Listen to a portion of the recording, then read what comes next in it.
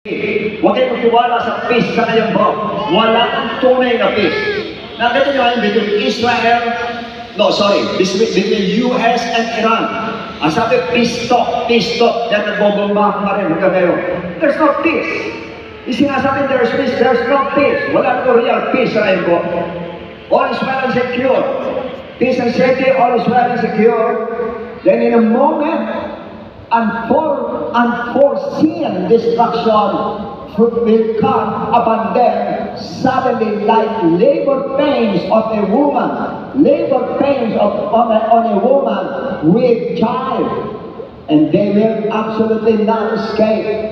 Ganun kahirap po ang 7-year tribulation po. Katulad ng babaeng mga anak, ganun kadindi, ganun ang pain, ganun ang agony na nararamdaman. And for them will be no way to escape. No way to escape. Lahat ng tao po nakakulong sa world. Talagang captured sila sa world.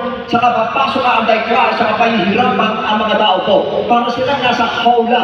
Na sila po, walang kawala. Lahat po sila ay parurusahan po. Pati yung mga Kristiyanong na iwan po doon sa rapture day.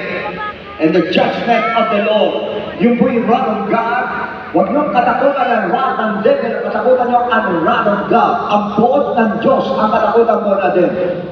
That means, if you are not ready, if you are not prepared, you appoint yourself to the wrath of God every time you ignore His warning.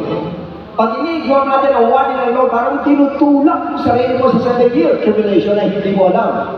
Pag ini-ignore mo yung sinasabi ng Lord, hindi ka nagre-ready, hindi ka nagre-prepare, ikaw na rin ang nagtulak, ikaw na rin ang nag-appoint sa sarili mo para danasin mo itong 7-year tribulation ko ito.